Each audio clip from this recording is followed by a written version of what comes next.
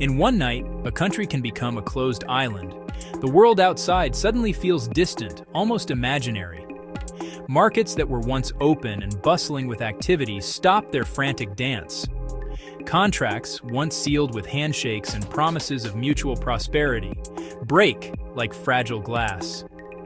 Money, the lifeblood of commerce, simply vanishes from the ledgers and bank accounts where it once resided. This is not a hypothetical scenario from a textbook. This happened to many companies inside Russia. It changed their future in ways no executive could have fully imagined. The old maps were useless now. A new, unseen wall had been erected around them, and they were on the inside. This is a story about how quickly success can turn to ash, a tale of ambition that flew too close to a political sun. Once, many Russian companies grew with astonishing speed. They sprouted from the fertile, chaotic ground left behind after the Soviet Union fell. The old rules were gone, and the new ones were still being written. The market was a vast, wide-open frontier, hungry for new products, new services, new ideas. A generation of bold leaders emerged from the shadows. They were not afraid to take risks. They built factories where old ones had crumbled. They bought forgotten brands and polished them until they shone. They learned the language of global capitalism fast, absorbing lessons from the West with a voracious appetite for success. The world noticed their ambition and their potential. Money flowed in from the West like a powerful river. International banks, seeing the promise of huge profits, extended generous lines of credit.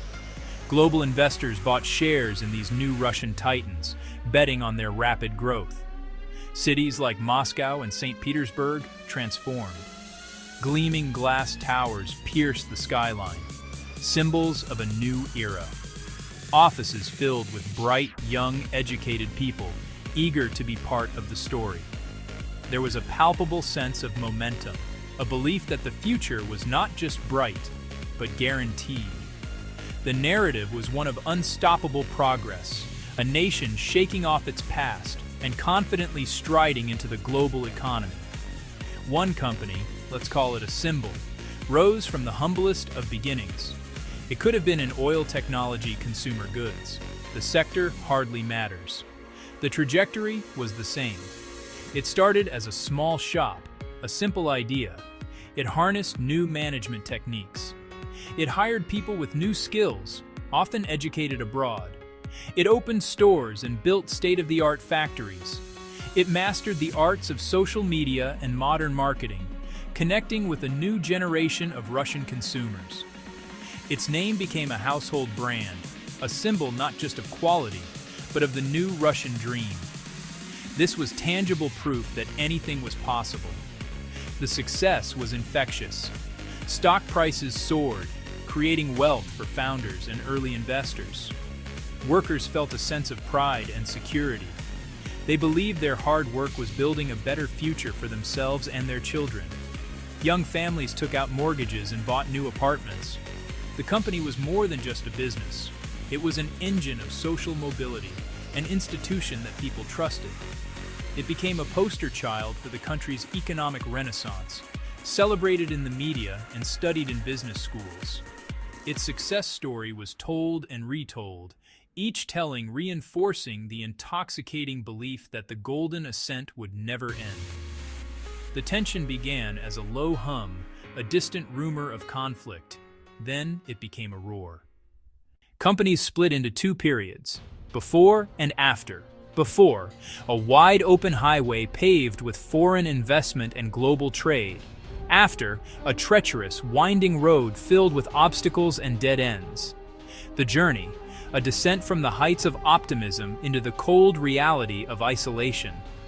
A cautionary tale about the intersection of power politics and profit, where a single geopolitical event can unravel decades of progress. Then, the political landscape shifted. The ground trembled. War began in a nearby region, a conflict that had been simmering for years but now erupted with shocking force. Countries around the world reacted with speed and severity. The word sanctions entered the daily vocabulary, not as a distant threat but as an immediate and painful reality.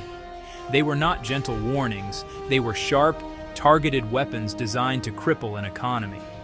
The sanctions hit the financial system first, freezing assets, severing connections to the global banking network.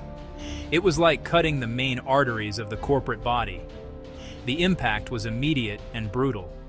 The sanctions targeted imports of critical technology, exports of key commodities.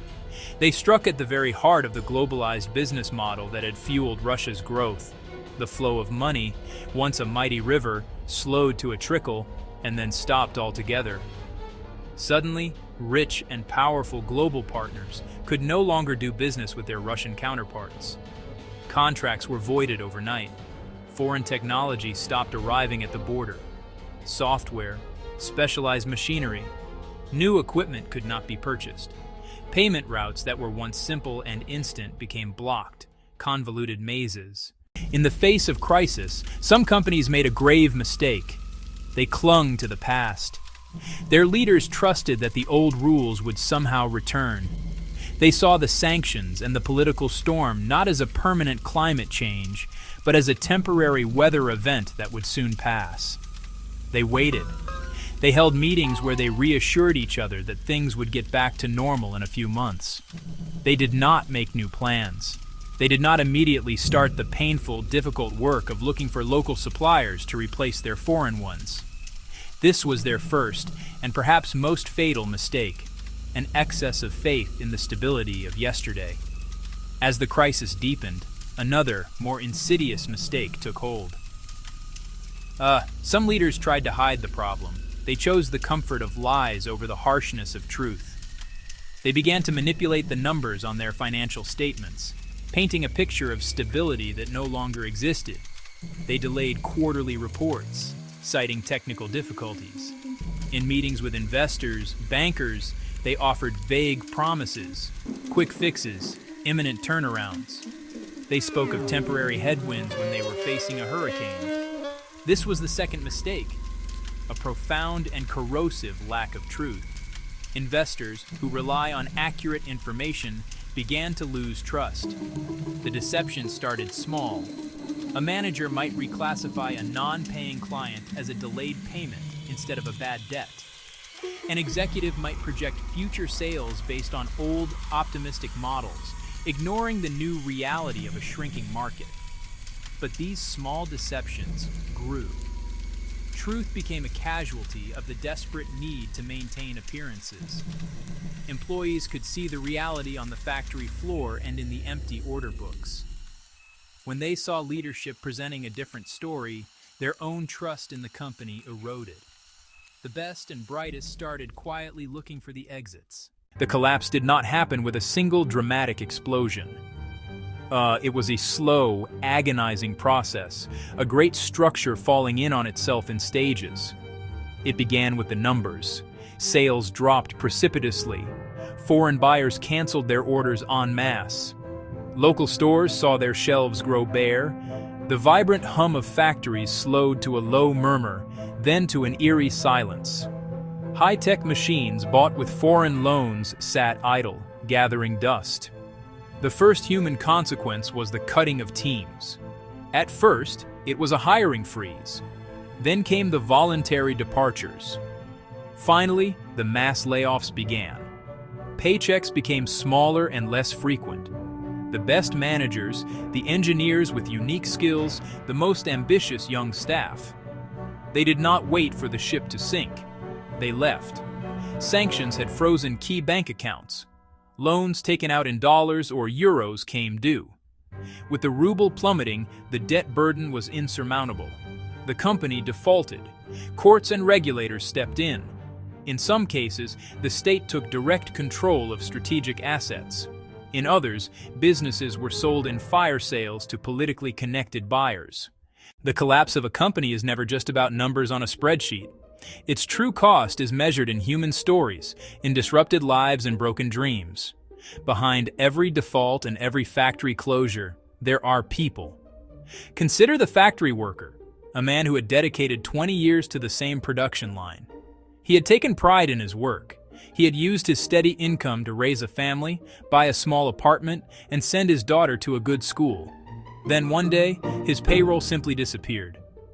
His skills, honed over decades, were suddenly obsolete. Think of the young software engineer, a woman full of talent and ambition. She had joined the company right out of university, drawn by its modern culture and global vision. When the sanctions hit and the company began to falter, she held on, hoping things would turn around. But as projects were canceled and her colleagues were laid off, she made a difficult choice. She packed a single suitcase, took 2 weeks' pay, and moved abroad, joining the exodus of tech talent. The pain rippled outward, affecting entire communities. For entrepreneurs everywhere, the story of Russia Inc. offers clear, hard-won lessons. The first lesson is to expect sudden, violent shocks. Build your company for peace. Build your company for war. A crisis plan is not a luxury. It is a necessity. Keep significant cash buffers. The second lesson is to know your supply chain intimately. A local partner is worth more than gold.